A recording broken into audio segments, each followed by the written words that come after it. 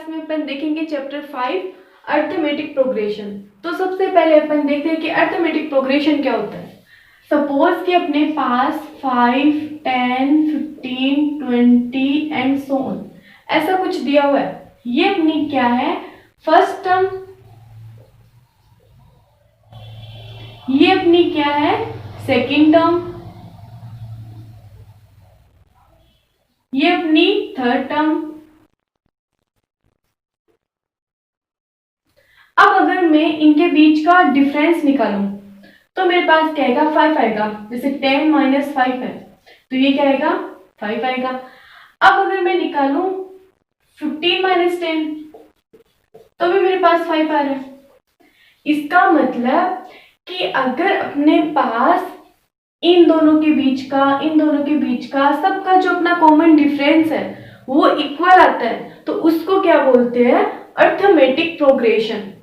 कि successive number has common difference, ये अपना क्या है, डिफरेंस।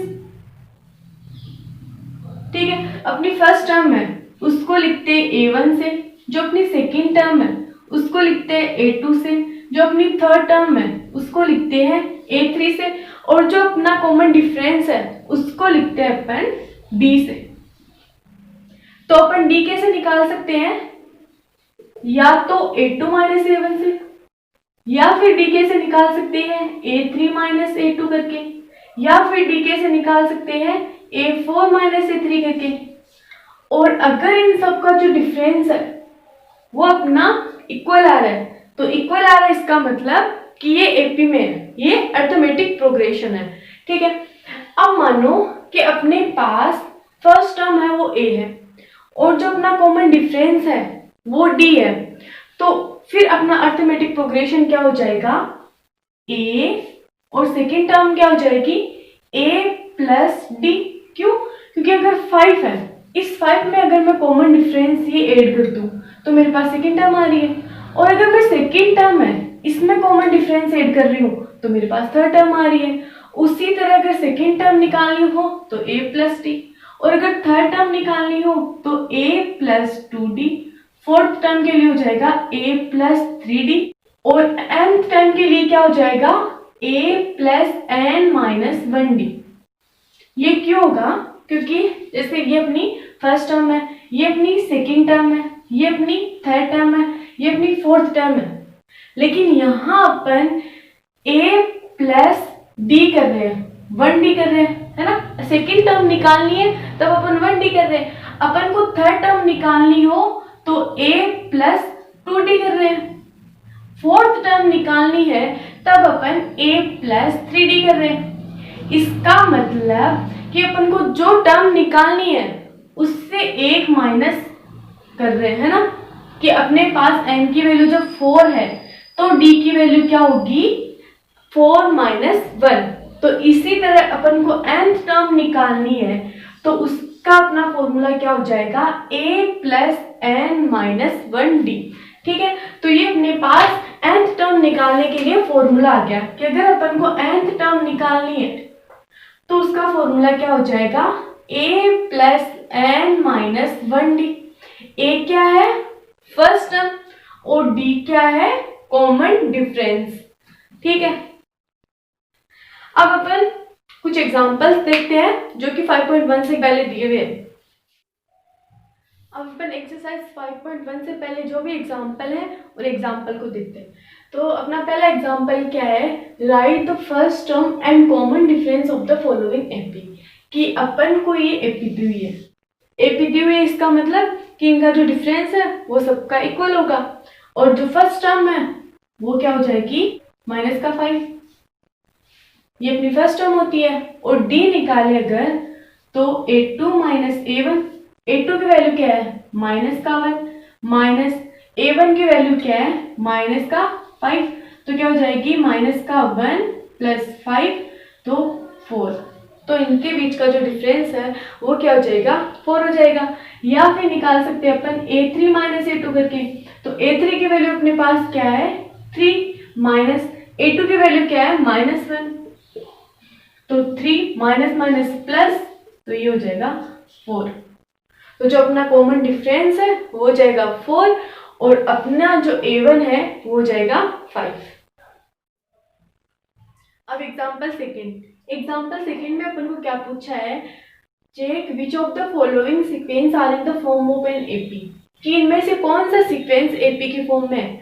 तो एपी की फॉर्म में कब होता है, जब अपना जो डिफरेंस है सबका वो इक्वल होना चाहिए। तो अपन को क्या करना है, इनका डिफरेंस निकालना है, और अगर इन सबका डिफरेंस इक्वल है इसका मतलब अपन बोल सकते हैं कि ये क्या है, एपी के फॉर्म में है। तो पहले क्या किया, A2 माइनस A1 निकाला तो ये आया 6, फिर A3 माइनस A2 तो ये 6, फिर A4 माइनस A3 ये भी 6। तो अपने पास ये क्या है, इक्वल है। तो अगर अपने पास कॉमन डिफरेंस इक्वल होता है तो अपन क्या बोल सकते हैं, इट इज एन एपी, कि ये एक एपी के फॉर्म में है। इसी तरह इसमें अपन को सबका डिफरेंस निकालना है, लेकिन इन सबका जो डिफरेंस है वो इक्वल नहीं है, ये 4 है, ये -4 है, ये 4 है। तो अपन क्या बोल सकते हैं, it is not an AP, ये एपी के फॉर्म में नहीं है। अब example third, find the common difference of the following AP and right next 4 term. अब अपन को इस क्वेश्चन में दिया हुई है कि अपन को डिफरेंस निकालना है फॉलोइंग एपी का। एपी का निकालना इसका मतलब कि अपन को एपी तो दिया हुआ ही है, तो एपी दिया हुआ है इसका मतलब कि जो इन सबका कॉमन डिफरेंस है वो तो इक्वल ही है। तो अपन को बार बार A2 minus A3, A3 minus A2, A4 minus A2 ये सब करने की जरूरत नहीं है। अपन को सिर्फ एक बार डिफरेंस निकालना है, और एक बार डिफरेंस निकालते जो अपना डिफरेंस आया है उससे अपन अपनी नेक्स्ट 4 टर्म निकालेंगे। तो ये अपन ने सबसे पहले डिफरेंस निकाला, उसके बाद में A5, A6, A7 and A8 निकाला। इसी तरह एग्जांपल थर्ड का सेकंड क्वेश्चन है जो आप आराम से कर लोगे। अब अपन देखते हैं एक्सरसाइज 5.1 के क्वेश्चंस। अब अपन देखते हैं एक्सरसाइज 5.1 का फर्स्ट क्वेश्चन में अपने से क्या पूछा है, find the first term A and common difference D of the following AP, कि अपन को सबसे पहले क्या निकालना है, फर्स्ट टर्म एंड उसके बाद में D निकालना है। तो ये अपन को पता है कि ये क्या होता है, A1 मतलब फर्स्ट टर्म, ये सेकेंड टर्म, ये A3 थर्ड टर्म, ठीक है। और D का फॉर्मूला अपने पास क्या होता है, A2 माइनस A1। तो अपनी जो फर्स्ट टर्म है A की वैल्यू क्या हो जाएगी, 6 हो जाएगी, और जो अपना D है वो क्या आ जाएगा, D2 माइनस D1। तो D2 की वैल्यू क्या है 9 माइनस D1 की वैल्यू क्या है 6, तो 9 माइनस 6 3। तो अपने पास D की वैल्यू क्या आ गई 3। इसी तरह क्वेश्चन नंबर सेकंड में ये अपने पास क्या हो जाएगी फर्स्ट टर्म, और फिर डिफरेंस निकालने के लिए A2 माइनस A1। इसी तरह थर्ड क्वेश्चन में, और इसी तरह अपन को सारे क्वेश्चन करने हैं, ठीक है। अब अपन देखते हैं क्वेश्चन नंबर सेकंड। तो क्वेश्चन सेकंड में अपन से क्या पूछा है, if first term A and common difference D of AP is given, find the first 4 term of that progression, कि अपने पास जो फर्स्ट टर्म है वो A ये गिवन है और D अपने पास ये गिवन है। तो अपन को क्या करना है, फर्स्ट 4 टर्म निकालनी है। तो फर्स्ट 4 टर्म मतलब A1, A2, A3 and A4, ये अपन को क्या करना है, फाइंड करना है, ठीक है। तो A1 तो अपने पास पहले से ही गिवन है, तो A1 की वैल्यू क्या हो जाएगी -1। A2 की वैल्यू कैसे निकाल सकती हूँ मैं, अगर मैं A1 में D को ऐड कर दूं तो मेरे पास A2 की वैल्यू आ जाएगी। तो A1 मेरे पास क्या है -1 प्लस A2 की वैल्यू क्या है 1/2, 2 LCM आ जाएगा, तो -2 प्लस 1 इक्वल्स टू -1/2। इसी तरह अगर मैं थर्ड टर्म निकालूं तो थर्ड टर्म कैसे निकाल सकती हूँ, A2 प्लस D। A2 की वैल्यू क्या है -1/2 प्लस D की वैल्यू क्या है 1/2, तो ये क्या हो जाएगा 0, ठीक है। A4 निकालना हो तो क्या कर सकती हूँ, A3 प्लस D। A3 की वैल्यू 0 है और D की वैल्यू 1/2 है, तो ये क्या हो जाएगा 1/2। तो अपनी फर्स्ट 4 टर्म क्या क्या हो गई, माइनस का 1/2, 0 एंड 1/2, ये अपनी क्या है, फर्स्ट 4 टर्म है। ठीक है, इसी तरह आगे के क्वेश्चन देखते हैं अपन।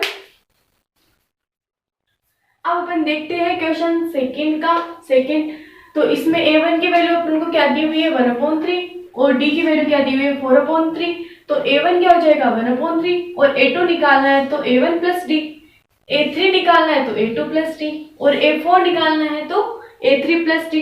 इसी तरह क्वेश्चन थर्ड में कि ये अपने पास a1 है, a2 निकालना है तो a1 प्लस डी कर दो, a3 निकालना है तो a2 प्लस डी कर दो, और a4 निकालना है तो a3 प्लस डी कर दो, और a और d की वैल्यू अपन को क्वेश्चन में गिवन है। इसी तरह अपने सारे क्वेश्चन हो जाएंगे। अब अपन देखते हैं क्वेश्चन थर्ड।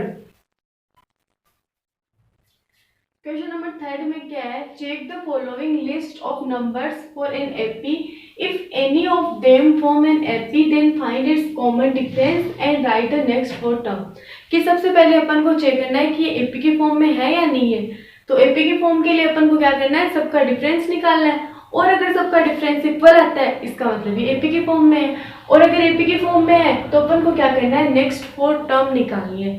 ठीक है, तो सबसे पहले डिफरेंस निकालो। तो डिफरेंस निकालने के लिए a2 माइनस a1, a2 की वैल्यू क्या है, 5/2, और a1 की वैल्यू क्या है, 2। एलसीएम लेते हो तो 5 माइनस 4, तो ये हो जाएगा 1/2। a3 माइनस a2, तो a3 की वैल्यू क्या है, 3, माइनस a2 की वैल्यू क्या है, 5/2। अब अगर एलसीएम लेते हो तो 2, और ये 6 माइनस 5/1/2। तो अपने पास a2 माइनस a1 है, वो किसके इक्वल आ रहा है, a3 माइनस a2 के इक्वल आ रहा है, और ये दोनों इक्वल आ रहे हैं। इसके मतलब कि जो अपना कॉमन डिफरेंस है वो इक्वल है, और इक्वल है इसका मतलब ये एपी के फॉर्म में है। तो अब अपन को क्या करना है, जो बाकी की आगे की जो नेक्स्ट 4 टर्म है वो निकालनी है। तो नेक्स्ट 4 टर्म के लिए ये अपने पास a1, a2, a3 और a4, ये तो अपने पास है। तो अपन को क्या निकालना है, a5, a6, a7 and a8। तो a5 कैसे निकाल सकते हैं, a4 प्लस डी। a4 की वैल्यू क्या है मेरे पास, 7/2, प्लस डी क्या है, 1/2। एलसीएम लेती हूँ 2, तो ये क्या हो जाता है, 7 प्लस 1, तो ये हो जाएगा 8/2, तो कैंसिल आउट हो जाएगा, और ये हो जाएगा 4। अब अगर a6 की वैल्यू निकालनी है तो a5 प्लस डी। a5 की वैल्यू क्या है, 4, प्लस डी की वैल्यू क्या है, 1/2। अगेन एलसीएम लेने पे ये 2 एलसीएम आ जाएगा, और 8 प्लस 1, तो ये हो जाएगा 9/2। a7 के लिए क्या करूंगी, a6 की वैल्यू क्या है, 9/2, और d की वैल्यू क्या है, 1/2। अगर 2 एलसीएम लेती हूँ तो 9 प्लस 1/2, ये हो जाएगा 10/2, कैंसिल आउट होगा तो 5। a8 निकालने के लिए क्या करूंगी, a7 प्लस डी। a7 की वैल्यू अपने पास क्या है, 5, प्लस डी की वैल्यू अपने पास क्या है, 1/2। एलसीएम अगर मैं 2 लेती हूँ तो ये हो जाएगा 10 प्लस 1/2, ये हो जाएगा 11/2। तो ये मेरे पास क्या आ गई, जो अपनी नेक्स्ट 4 टर्म है वो आ गई। इसी तरह सेकंड वाला है, इसमें पहले अपन को क्या करना है, डिफरेंस निकालना है, और डिफरेंस निकालने के बाद में क्या करना है, आगे की 4 टर्म निकालनी है। तो वो आप इजीली कर लोगे। तो अब अपन आगे की क्वेश्चन देखते हैं। अब अपन देखते हैं थर्ड में अपन को क्या करना है, पहले डिफरेंस निकालना है। तो a2 माइनस a1, a2 की वैल्यू क्या है, a², a1 की वैल्यू क्या है, a। अगर यहां से मैं a कॉमन लेती हूँ तो क्या आएगा, a minus 1। a3 minus a2, a3 की वैल्यू क्या है, a³ माइनस a2 की वैल्यू क्या है, a²। अब अगर यहां से मैं a² कॉमन लेती हूँ तो a माइनस 1, तो a2 minus a1 not equals to a3 minus a2। ये दोनों इक्वल नहीं है। क्यों नहीं है, क्योंकि यहाँ अपने पास a है और यहाँ अपने पास a² है, ये दोनों इक्वल नहीं है, इसका मतलब ये AP की फॉर्म में भी नहीं है, तो अपन को नेक्स्ट सीक्वेंस से वो नहीं निकालना।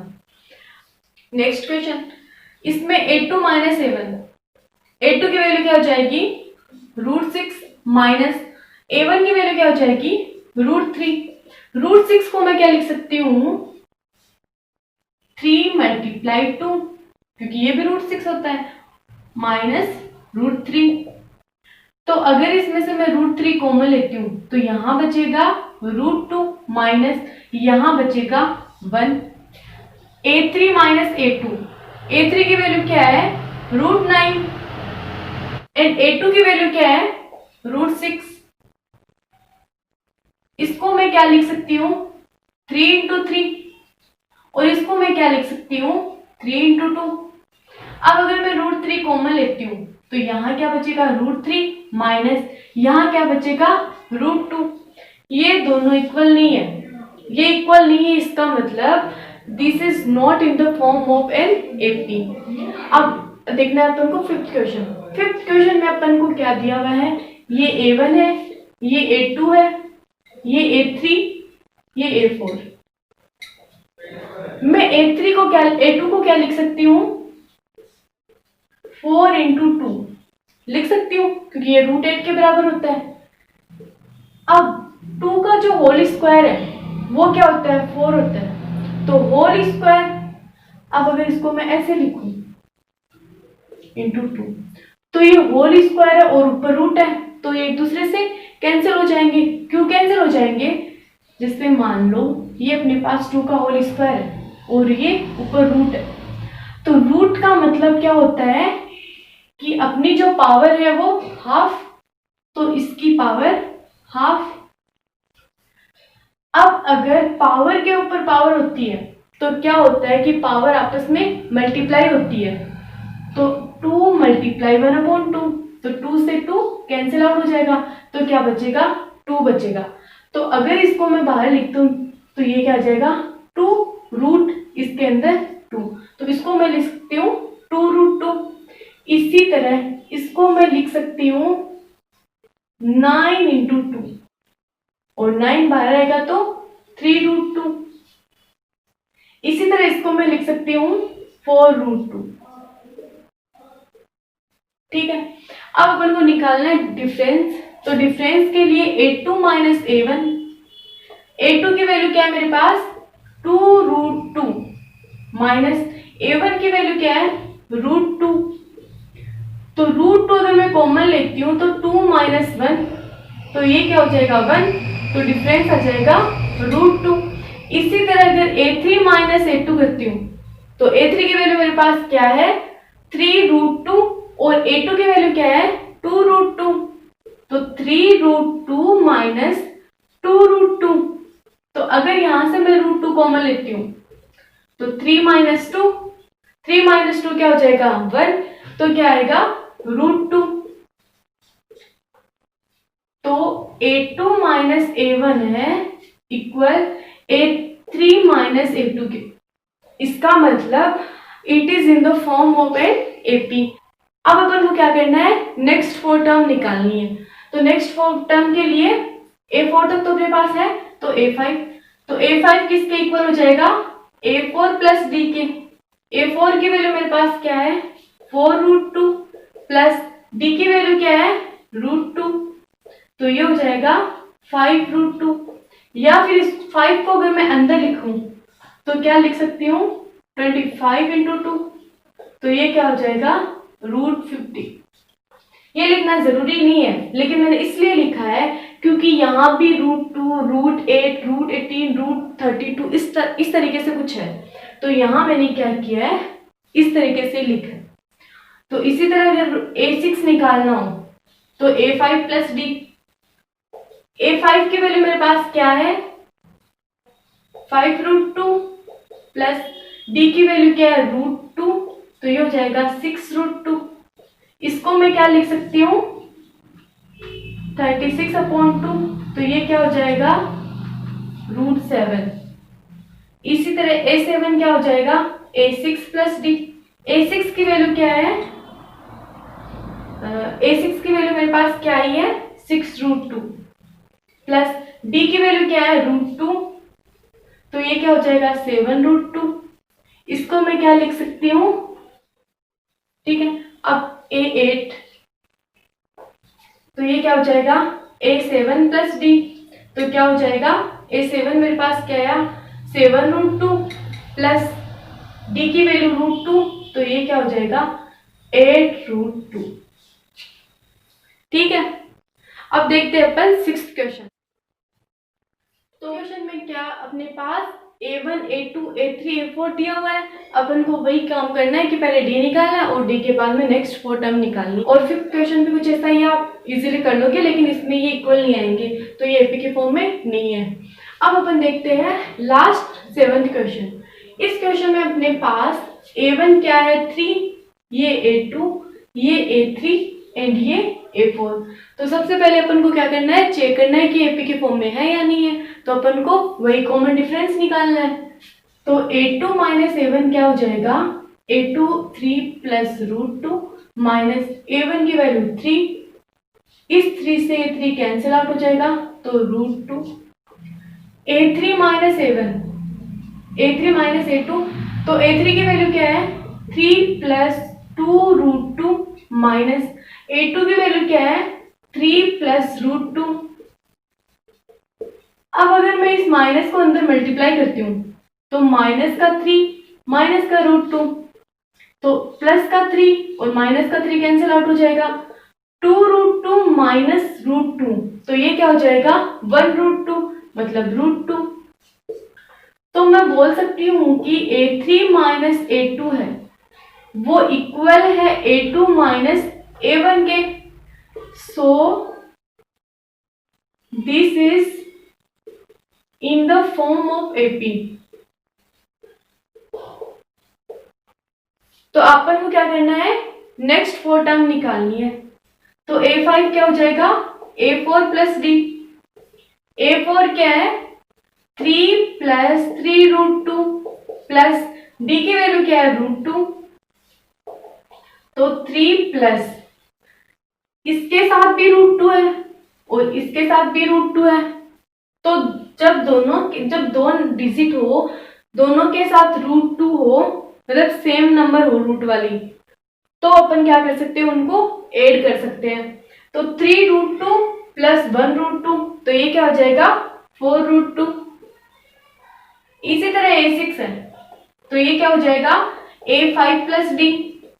a5 मेरे पास क्या है 3 प्लस 4√2 प्लस d क्या है √2, तो 3 प्लस 4√2 प्लस √2, तो ये क्या हो जाएगा 5√2। इसी तरह a7 है, ये क्या हो जाएगा a6 प्लस d। a7 की वैल्यू क्या है 3 प्लस √2 प्लस √2, तो ये हो जाएगा 3 प्लस 6√2। a8 की वैल्यू क्या हो जाएगी a7 प्लस d। a7 की वैल्यू क्या है 3 प्लस 6√2 प्लस d की वैल्यू क्या है √2, तो ये हो जाएगा 3 प्लस 7√2।